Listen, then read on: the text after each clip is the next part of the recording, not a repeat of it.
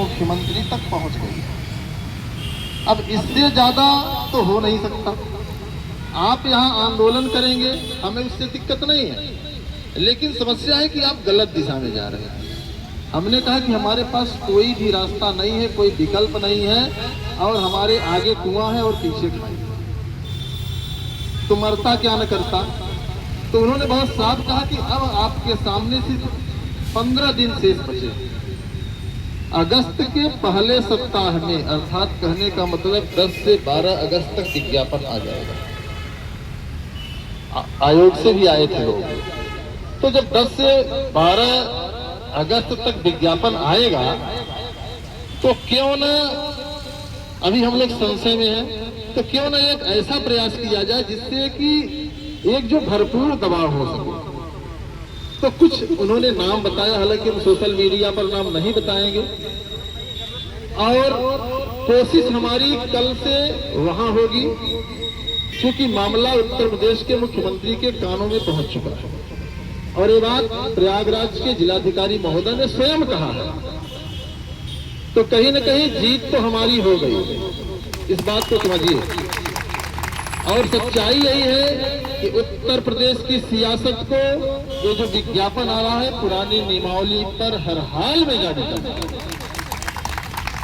अगर अनिल सिंह 2 बजे रात से लेकर के 3 बजे तक अरेस्ट हैं, तो कहीं न कहीं उत्तर प्रदेश की सियासत के कान में इतनी पीड़ा है कि एक उत्तर प्रदेश के नौजवान को जो है बंधक बनाया गया है। तो कहीं न कहीं हमें आपको हर हाल में इस मिशन को पूरा करना है। अभी तक तो हम लोग मजाक करते हैं कि चलो ठीक है, होगा नहीं होगा, लेकिन अब ये मामला अब जिद का हो गया है कि विज्ञापन आएगा तो पुराने नियमावली से आएगा, वरना नहीं आएगा। मैंने अधिकारियों से कह दिया कि अभी तक तो हम सोचते थे चलिए ठीक है, लेकिन अब जब मुझे अरेस्ट किया गया तो मामला पूरा का पूरा अनिल सिंह के ऊपर आ गया कि सारे बच्चे आंदोलन में हैं। अनिल सिंह के अंदर कौन सी ऐसी बुराई है कि जो उन्हें आंदोलन नहीं करने दिया जा रहा है। तो मैंने उनसे सीधे सीधे कह दिया कि हर हाल में कोई भी कंडीशन हो, 1 दिन नहीं 1 साल मुझे बंधक बना के रखो, लेकिन विज्ञापन पुराने नियमावली सुनूंगा, कोई रोक नहीं। इस बात को समझे। तो हम लोग क्या करेंगे कि कल से कुछ जनप्रतिनिधियों जो प्रयागराज में बड़े प्रतिनिधि, ऐसा नहीं कि हमारा आंदोलन बंद हो गया, और हम लोग आंदोलन के पक्षधर भी नहीं है, लेकिन सच्चाई यही है दोस्तों कि हमें आपको मिल करके इस लड़ाई को किसी तरीके से अंजाम तक पहुंचाना है। संख्या आप देख ही रहे हैं, कुछ लोग अपना रास्ता भी बदल रहे हैं, और हम ऐसे जीवित व्यक्ति हैं कि रास्ता बदलते नहीं है, रास्ता बनाते हैं। इस मुहिम को लेकर के आगे चलने वाले हमें सोचने के रास्ता बदल देंगे, तो अनिल सिंह कभी रास्ता नहीं बदला है, बल्कि रास्ता बनाने का काम किया है। और मैं आप लोगों की जिम्मेदारी से बात कर सकता हूं, अगर आप सभी का साथ रहा तो रास्ता बन के रहेगा, क्योंकि कहा गया है रख हौसला तो मंजर भी आएगा, और प्यासे के पास चलकर समंदर भी आएगा।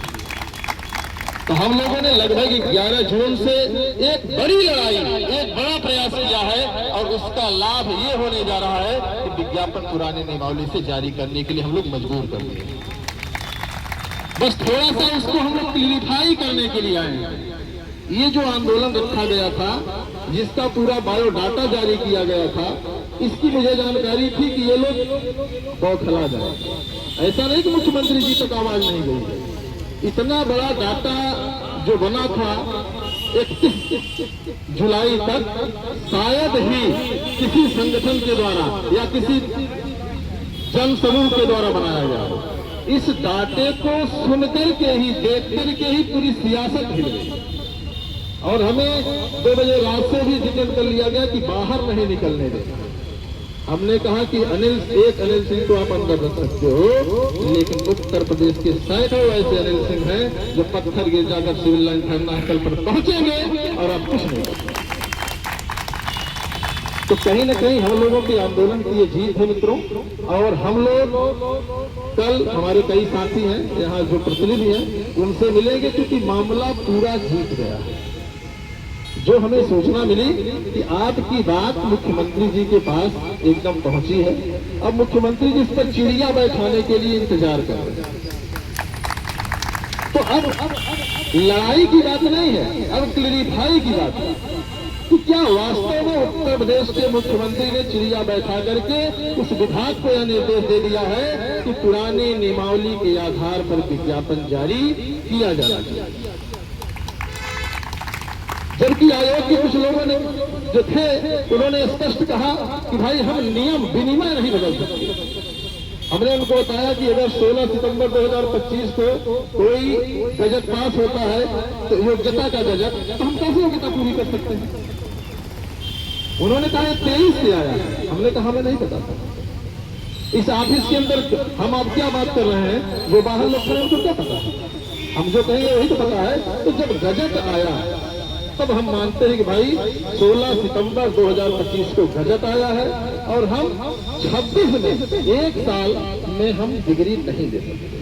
और खासतौर से बीएड की डिग्री, खासतौर से जो प्राविधिक कला में बीए फिर बीएड, तो 5 साल का समय लगेगा। तो कहीं ना कहीं ये गलत है। और मैं भी नहीं कह रही कि नियमावली गलत है जो बनाई गई है, मैं तो सिर्फ ये कह रहा हूँ कि जो 2026 का विज्ञापन लगभग 20,000 पदों पर आ रहा है उसको पुरानी नियमावली से जारी किया जाए। अगर हमारे अंदर कुवत होगी तो हम शिक्षक बनेंगे, नहीं कुवत होगी तब उन्होंने जाकर के माना।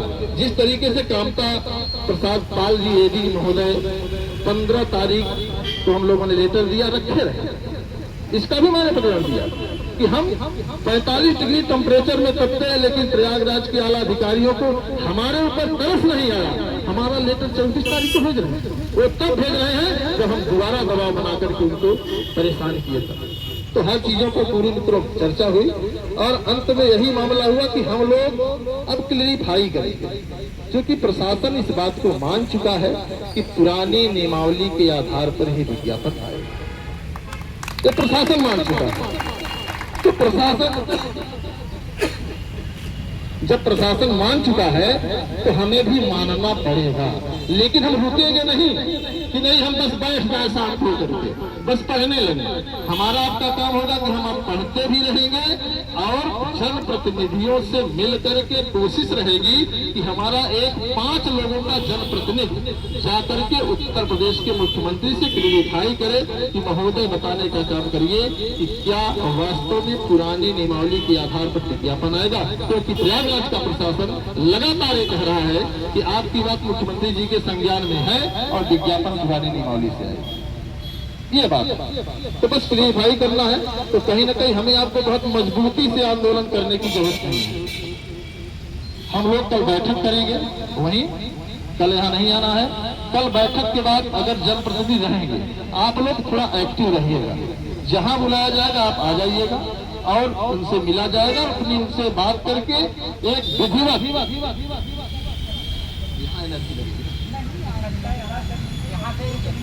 पहले हम उनको पता तो कर ले वो कहाँ है, क्यों परेशान हो रहे हैं।